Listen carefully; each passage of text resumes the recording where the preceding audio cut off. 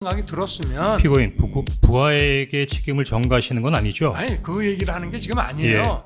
예, 증인은 저의 질문에 대해서 어떤가요? 뭐가 어떤가요? 지금 김계리 변호사님 정치하시는 거예요?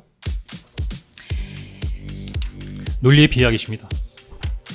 지금 알고 있으면 자꾸 물어보세요. 요 3일체가 맞다 그러면 어디 하나 흠잡을 수 없는 거 아닙니까? 그 외에 궁금한 거 있으면 물어보세요. 네, 십시랑 여쭙겠습니다.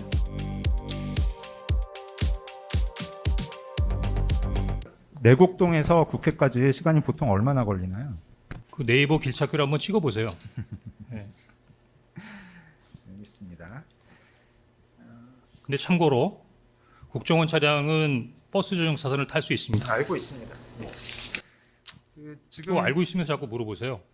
아니 그래도 이제 거의 다 끝났으니까요. 저기 예. 재판장님이 간단하게 중요한 것만 물어보라고 그러셨지 않습니까? 알겠습니다. 예.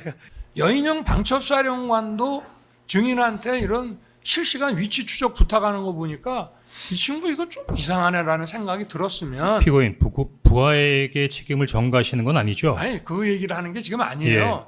그 얘기하는 게 아니라 여인 사령관이 왜 그런 요청을 한 겁니까?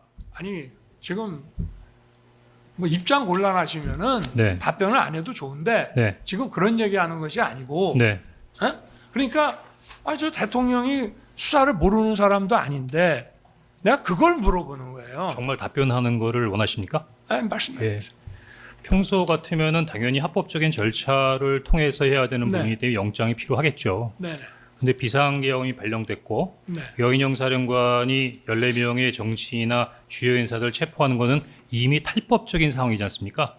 바로 이 대공수사라든지 자금이라든지 또 수사 전문 인력이라든지 이런 얘기를 한다는 자체가 그게 평소에 증인도 국정원 안에서 들어왔던 대통령의 관심사항, 방첩사의 역량 보강을 좀 해라 하는 거하고 같은 차원이라고 받아들이지는 못했습니까? 예, 뭐 그럴 그냥 물어보는 거예요. 예, 그럴 수 있을 것 같은데요. 네. 그러면 방금 말씀하신 대로 내가 싹 다 잡아드리라고 한 것은 반국가 단체였다라고 말씀하신 거지 않습니까? 아니 본인이 반국가 단체 나는 그때 예, 반국가 간첩이라고 단체 하셨습니까? 그럼요. 간첩을 아니 잡아드리라. 난 누굴 저는 잡아드리라고 하신 겁니까? 간첩이라는 말도 안 썼고 예, 그럼 누구를 잡아드리라는 반국가 겁니까? 단체라는 말도 안 썼는데 예.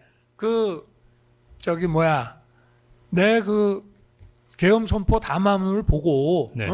증인은 그 내가 다 잡아드리라는 얘기에서 이거를 반국가 단체로 이해를 했다고 지금 아까도 계속 얘기를 하셨잖아요. 네. 네. 그러니까 반국가 단체라고 하는 것이 바로 대공수사 대상이 되는 뭐 간첩이라든가 방첩 수사의 대상이 되는 사람들 아니겠어요? 예, 일반 거기까지는- 사람은 아니잖아요. 거기까지는 전혀 문제가 없다고 생각하는데요. 네네.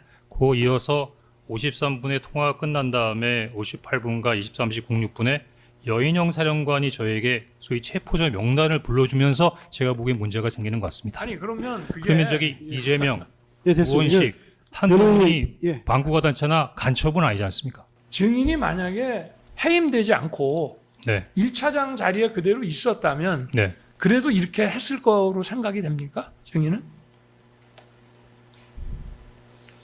제가 보기엔 1차장 자리에는 이미 12월 6일 날 그 피고인께서 다르게 말씀하셨지만 조태용 원장이 계속 차장실 유지하라고 했고 제가 심지어는 차장실에 들어가면서 차장 계속 아니, 그러니까 하래라는 제가- 그러니까 저는 예.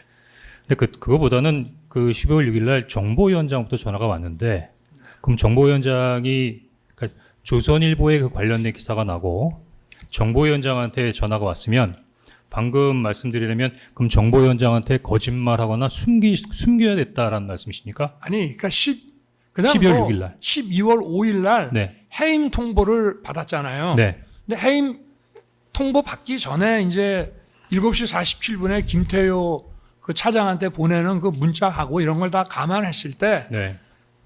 뭐 답변 안 하셔도 좋습니다. 네. 근데 만약에 12월 5일 오후에 해임 통보를 안 받았다면 그래도 이렇게 그 이후에 했던 거하고 똑같이 그 국정원 비화폰도 막 이렇게 오픈시키고 막 이렇게 했을 것 같습니까? 본인은?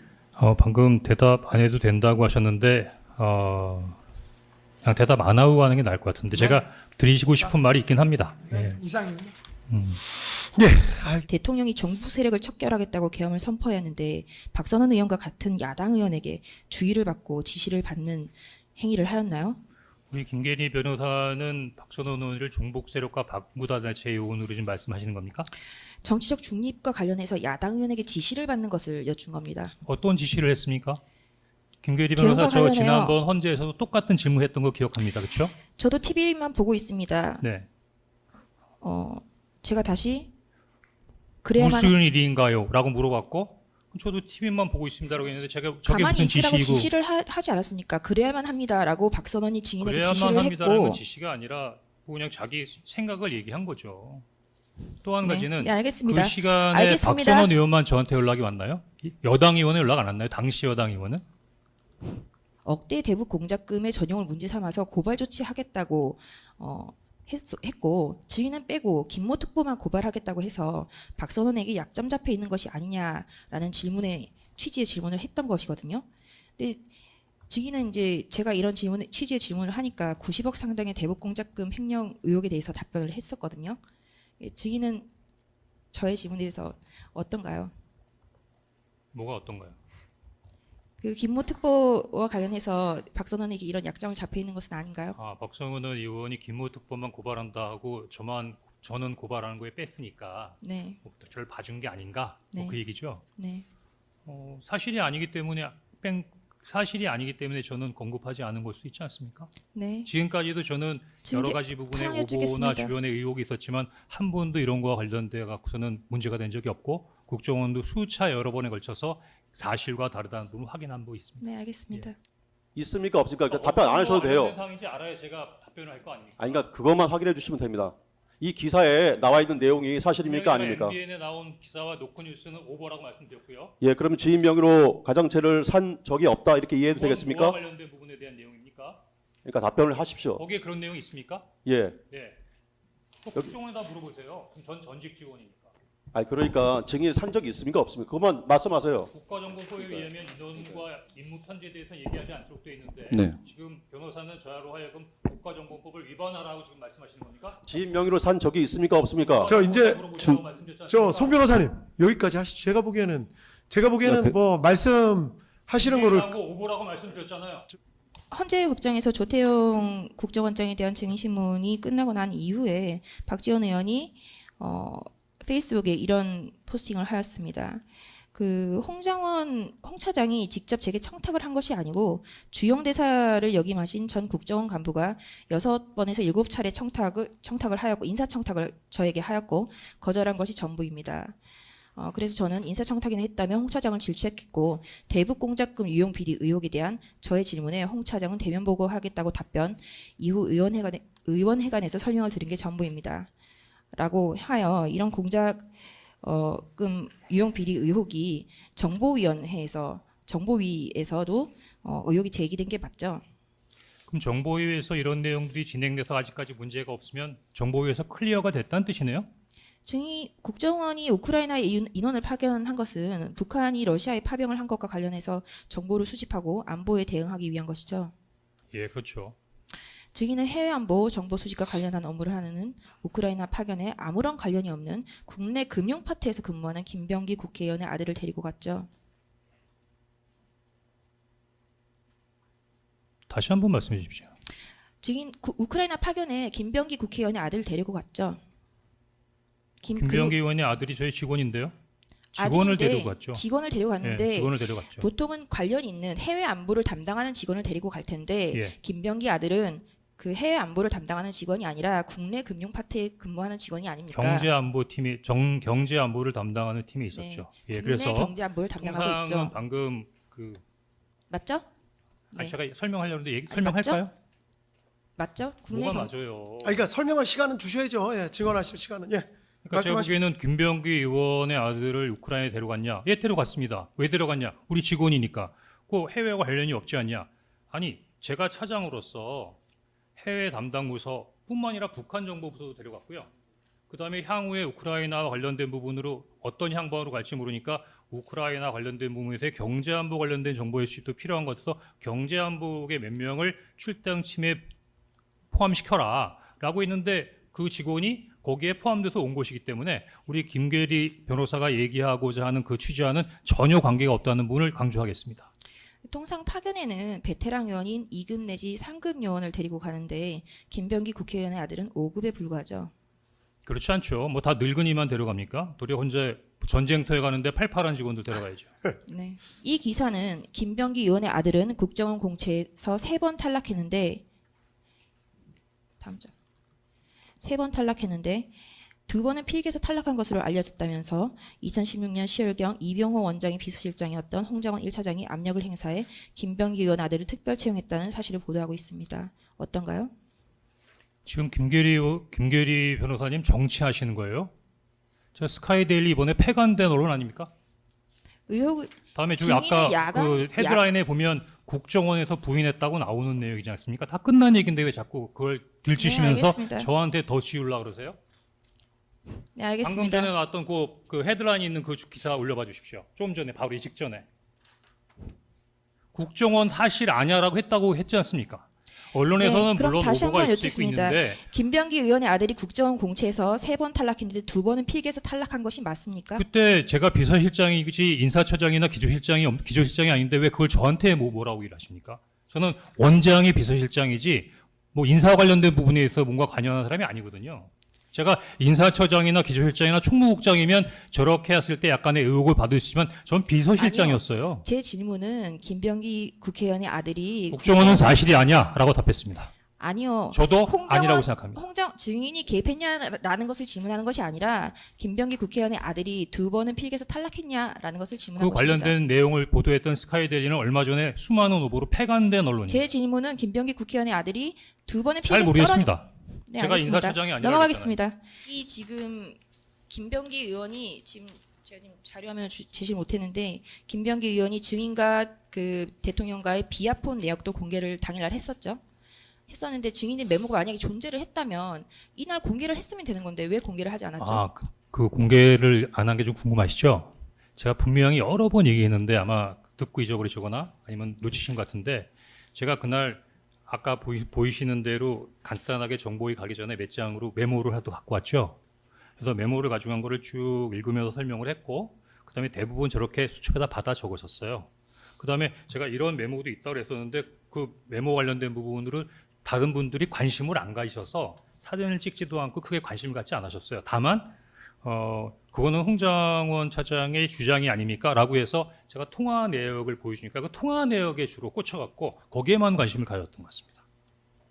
보여드린 게 아니라 그냥 저 메모는 그 현장에서는 그냥 뭐 이렇게 지나갔고 주로 저것도 제가 보여드리면서 막 이렇게 했던 게 아니라 그냥 쭉 제가 아까 그 정보에 들어가기 전에 메모해놨던 그 내용을 쭉 읽으면 그 이성원 의원하고 김병기 의원이 자기들 수첩에다 이렇게 다 받아 적었던 거거든요. 논리의 비약이십니다. 김병기 의원이 브리핑한 것의 녹취록이고요. 위에 그 노란색 줄 쳐져 있는 것이 밑에가 이제 증인의 메모인데 그 명단을 부르겠다라고 하면서 이제 그 김병기 의원이 부릅니다. 이재명, 우원식, 한동훈, 김민석, 박찬대, 정청래, 조국, 김어준, 김명수 전 대법관, 김민호, 참고로 김민석 형인 걸로 알아, 권순일 그리고 뭐 이렇게 쭉 부르는데 자 메모를 한번 보시죠.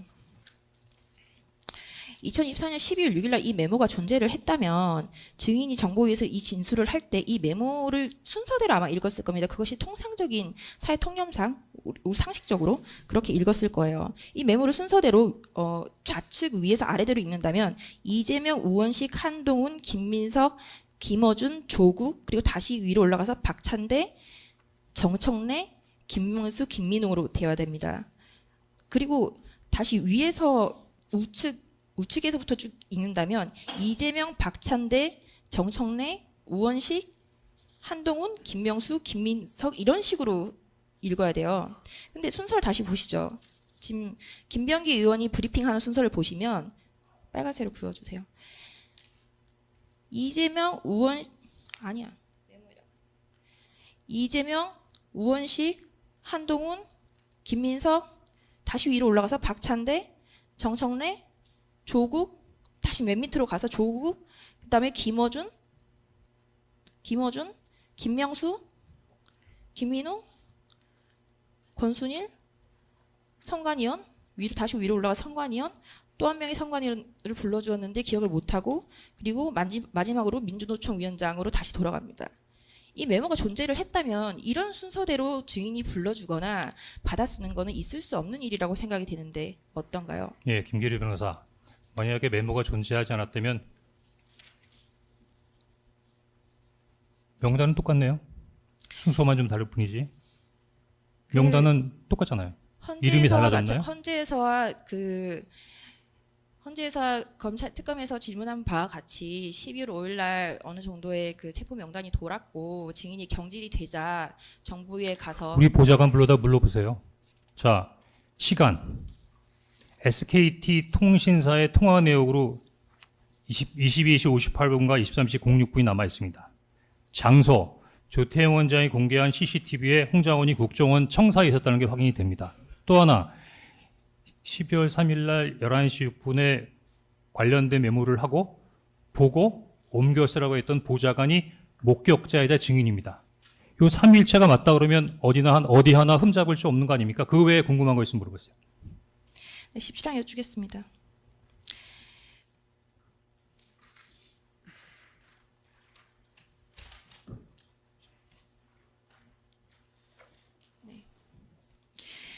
증인이 계엄 직후에 작성한 이 메모의 기재에 의한다 하더라도 증인은 10시 58분경 여인영과의 통화에서 아무런 대화가 없었고 10시 6분경에 대해서의 여인영이 어떻게 된 거야? 꿈을 거렸다고 기재되어 있고 기재되어 있는데 그 특검의 주심은 지금 세 차례 증언이 있습니다. 계엄이 지금 12월 6일 정보위에서 그리고 12월 11일 경찰 진술 조서에서 그리고 헌재에서 첫 번째 1차 증언에서 일관되게 진술을 합니다. 22시 58분에는 아무런 대화가 별 없었고 11시 6분 경에서야 꾸물꾸물 하다가 대통령께서 방첩사를 지원해 주라라고 하니까 이제 여인영이 뭐라고 말을 했다라고 하다가 CCTV가 나오고 나서야 착오를 했다라고 하는데 증인이 계엄과 관련해 가장 기억이 생생할 때 작성한 이 메모가 가장 진실에 적합한 거 아닙니까? CCTV에 나와 있는 과학 정보가 훨씬 더 객관적이지 않을까요? 네, 이상입니다.